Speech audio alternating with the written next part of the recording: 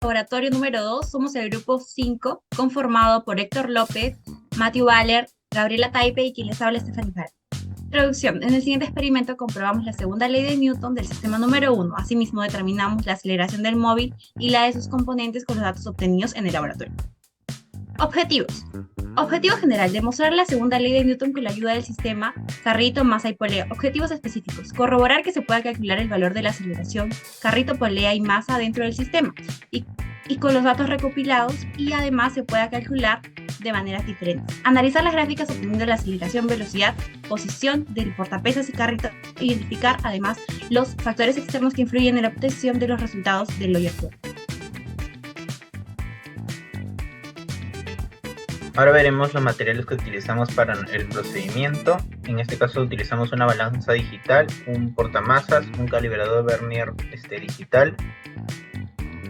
También utilizamos una polea fija, una polea móvil, asimismo del carrito, el disco de inercia, también la computadora de laboratorio y un brazo mecánico para sujetar la polea. Aquí vemos la experiencia en laboratorio.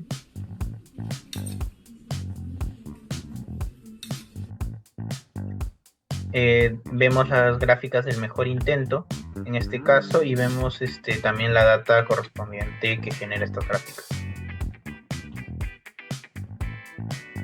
De la misma manera, aquí está la medición de cada elemento del sistema con sus respectivas unidades. Y aquí hemos tratado la data en Excel en este sentido y vemos que las gráficas son similares a las gráficas obtenidas por el Loyer Pro. Comenzamos con el cuestionario. Bueno, la primera pregunta nos pide que realicemos el DSL de todos los elementos del sistema y bueno, aquí como podemos ver tenemos el DSL del carrito, del disco de inercia, de la polea móvil y del portamasas. También hemos puesto sus ecuaciones de sumatorios de fuerzas. La pregunta 2 nos pide que hallemos la aceleración de todos estos elementos con los datos que tenemos. Para hallar la aceleración del carrito, primero analizamos la sumatoria de fuerzas del carrito en el eje X y siguiendo la relación entre aceleración lineal y angular, hallamos que la aceleración lineal del carrito es igual a la aceleración angular del disco de inercia por el radio externo de la polea. De ahí despejamos y hallamos que, bueno, comprobamos que la aceleración lineal es lo que dije. En el gráfico de la aceleración del carrito versus tiempo podemos ver cómo se cumple esta relación con el gráfico que vimos anteriormente. Para hallar la aceleración de la polea y la masa, analizamos la sumatoria de fuerzas de la polea móvil en el eje Y. De nuevo, siguiendo la relación entre aceleración lineal y angular, hallamos que la aceleración de la polea es igual a la aceleración angular del disco de inercia por el radio interno de la polea. Y bueno, comprobamos que esto se cumple con la sumatoria de fuerzas. En el gráfico de la aceleración de la polea móvil versus tiempo, podemos ver que también se cumple la relación.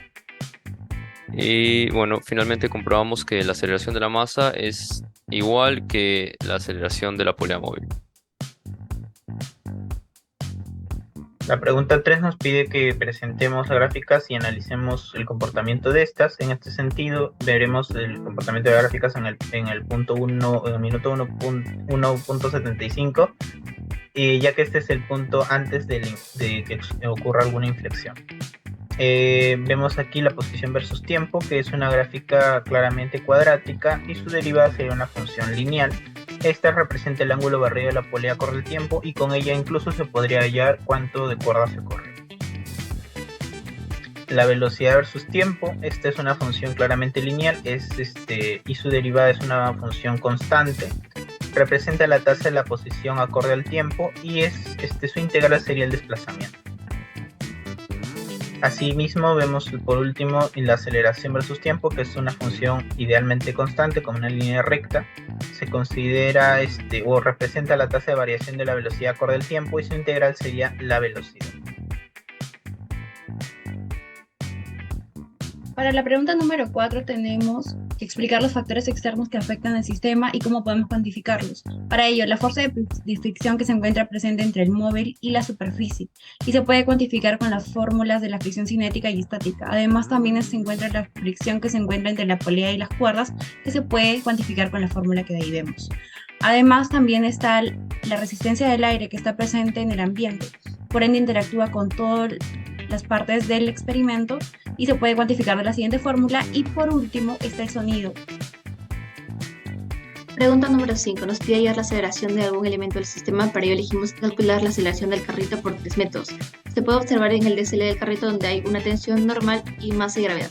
El primer método por el que hallaremos la aceleración será la segunda ley de Newton, donde aplicaremos fuerza igual a la masa por la aceleración. Donde la fuerza va a ser la tensión 1, donde podemos hallar la tensión 1 como la masa por la velocidad final menos la inicial entre la variación de tiempo, teniendo como 5,29 radianes por segundo, y la aceleración en este caso sería 5,29 radianes por segundo al cuadrado.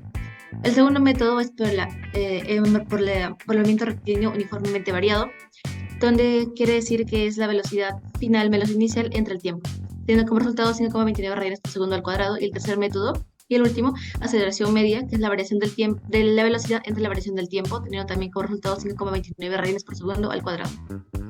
Observaciones. 1.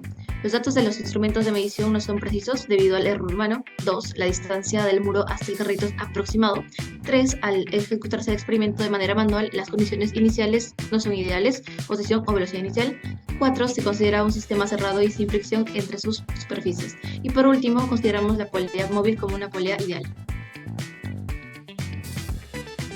Conclusiones. Bueno, demostramos que se cumple la segunda ley de Newton en el sistema y hallando la aceleración con la ecuación de suma de fuerzas.